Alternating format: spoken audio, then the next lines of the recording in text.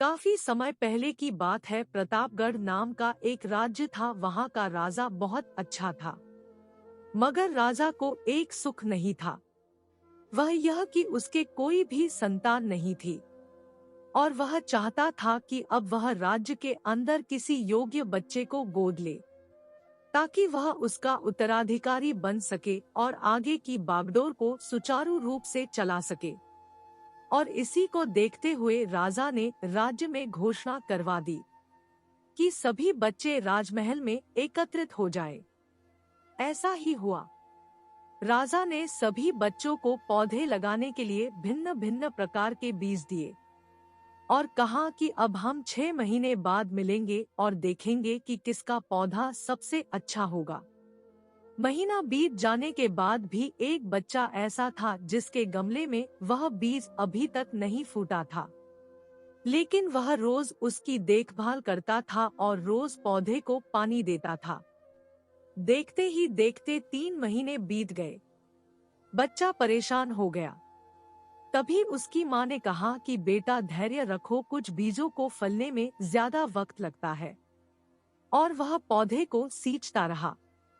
6 महीने हो गए। राजा के पास जाने का समय आ चुका था, लेकिन वह डर हुआ था कि सभी बच्चों के गमलों में तो पौधे होंगे और उसका गमला खाली होगा।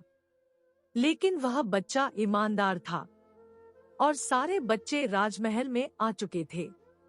कुछ बच्चे जोश से भरे हुए थे, क्योंकि उनके अंदर राज्य का उत्तराधिकारी बनने की प्रबल लालसा थी। अब राजा ने आदेश दिया, सभी बच्चे अपने अपने गमले दिखाने लगे। मगर एक बच्चा सहमा हुआ था क्योंकि उसका गमला खाली था। तभी राजा की नजर उस गमले पर गई। उसने पूछा, तुम्हारा गमला तो खाली है?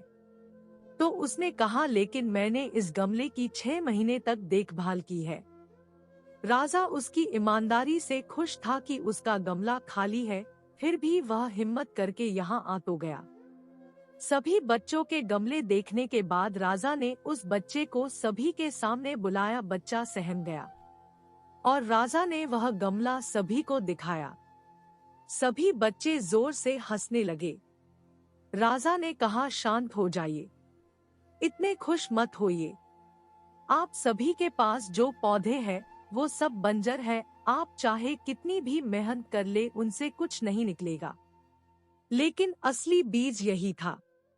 राजा उसकी ईमानदारी से बेहद खुश हुआ और उस बच्चे को राज्य का उत्तराधिकारी बना दिया गया।